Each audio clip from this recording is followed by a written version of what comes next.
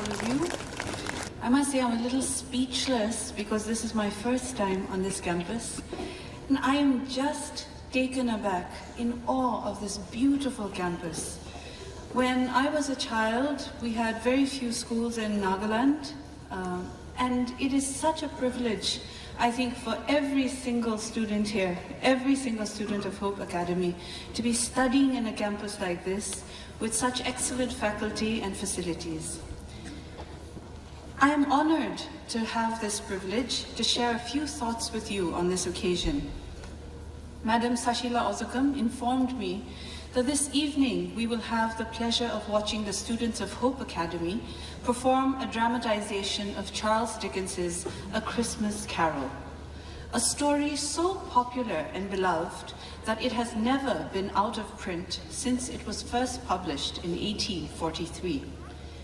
We will all see the story unfold in detail shortly, but permit me to disclose the gist of this fable.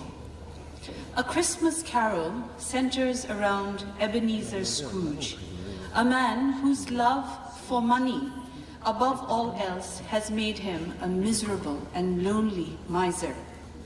Through a series of supernatural interventions, he learns the error of his ways and is redeemed.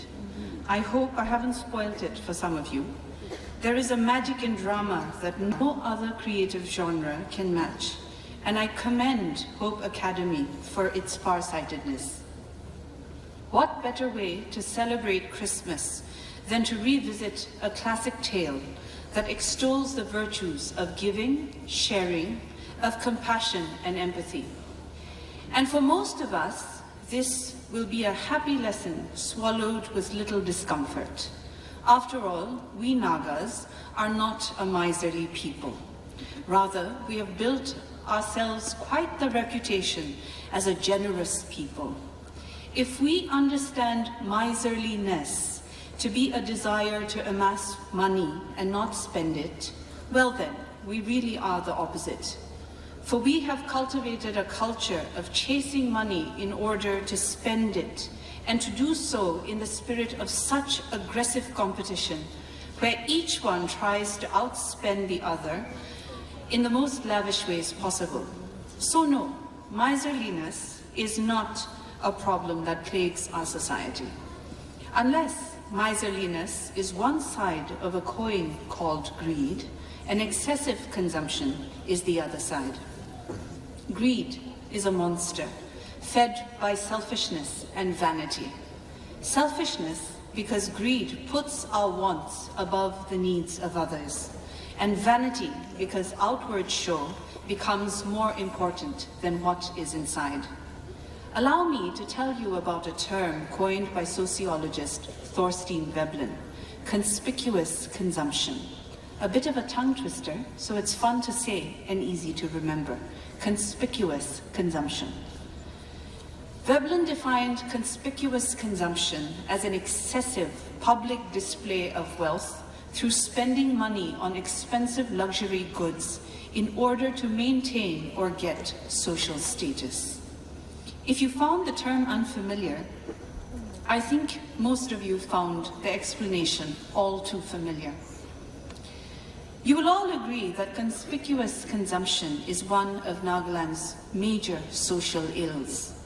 If Scrooge was so miserly that he preferred to stay cold than buy coal, we want to show off so much that we spend money we do not have to buy coal, figuratively speaking, in the summer. I recently had the misfortune to enter a house seized by creditors.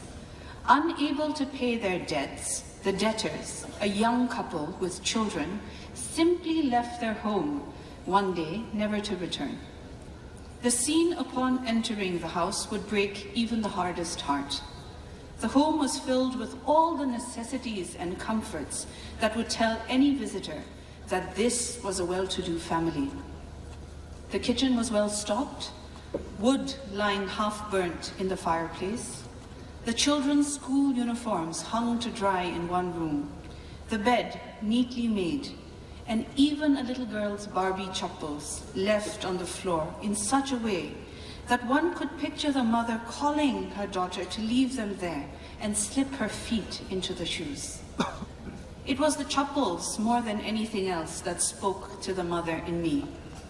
The way they were left carelessly on the floor, one side in front of the other.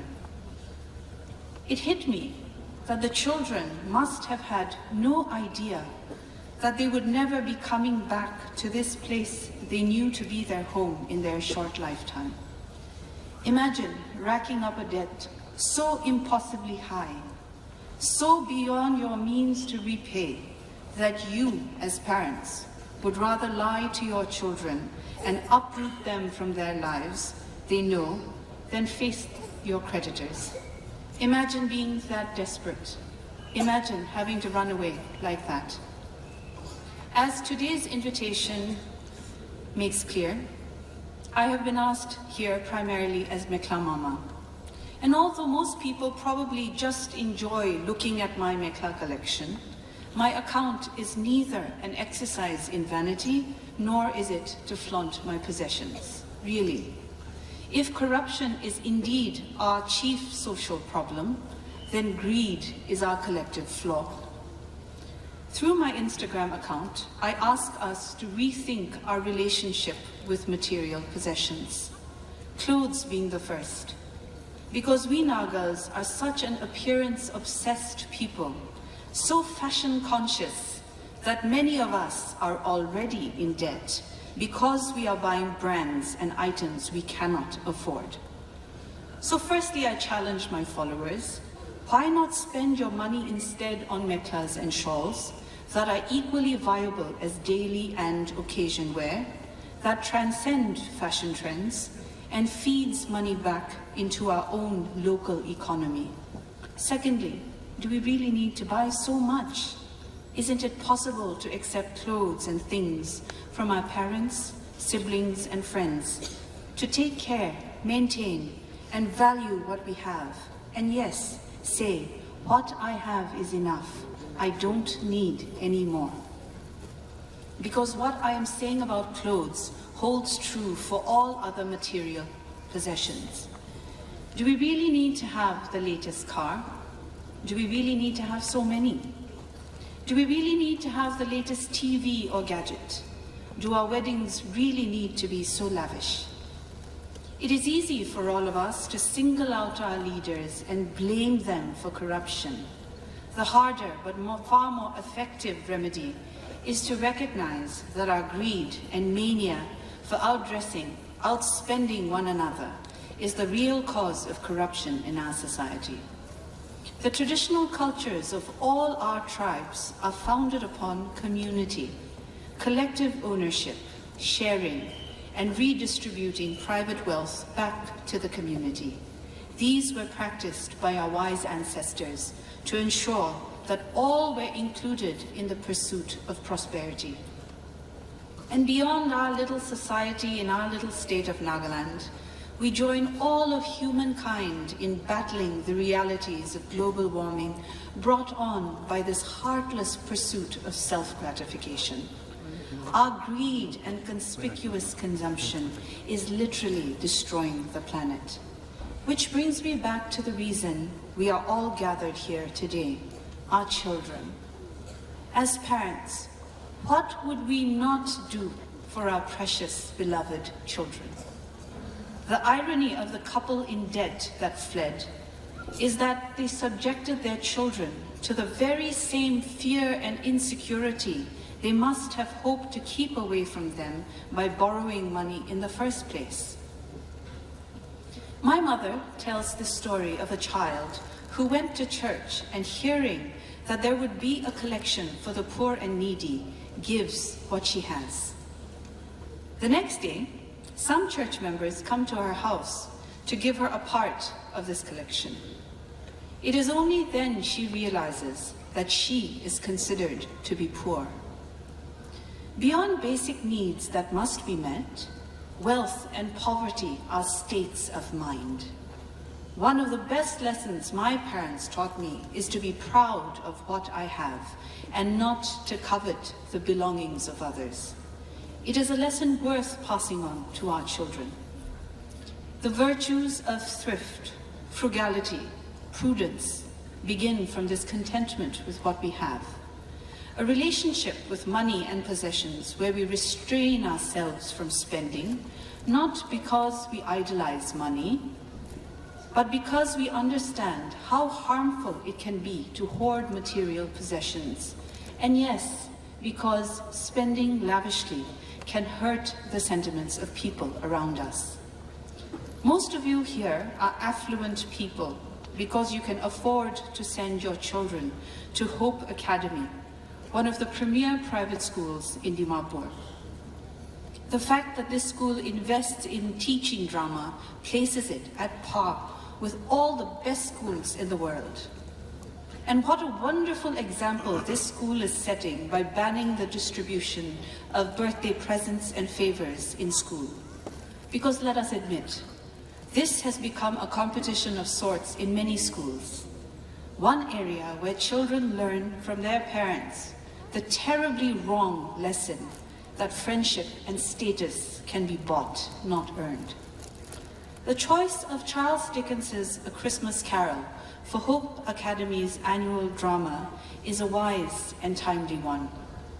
The enduring popularity of this story shows us that human greed was and still is a formidable evil. Greed is breaking up our society, breaking up families, marriages, and damaging young minds. But A Christmas Carol shows us that greed is an enemy that can be defeated, and once conquered, can allow us to rebuild bridges, forge new friendships, and live lives of compassion towards others and all of God's creation.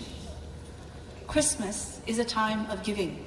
After all, it is when we received our greatest gift, Jesus. And most of you have already bought presents, or at least have a list.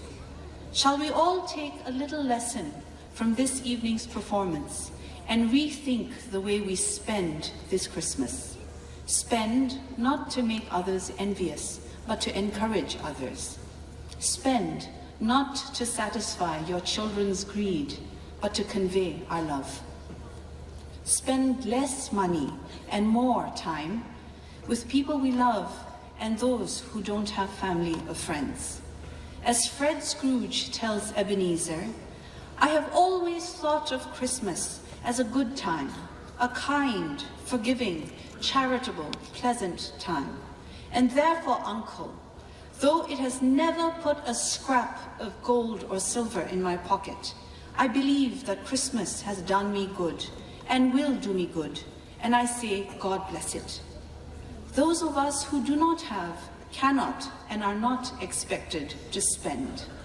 But for those of us who have, people like you and me, that others look up to as educated, affluent people, if we set an example and live within our means, spend judiciously and with consideration to others' sentiments, imagine what a difference it will make. I thank you all for your patient listening. Merry Christmas, and in the words of Tiny Tim, God bless us, everyone.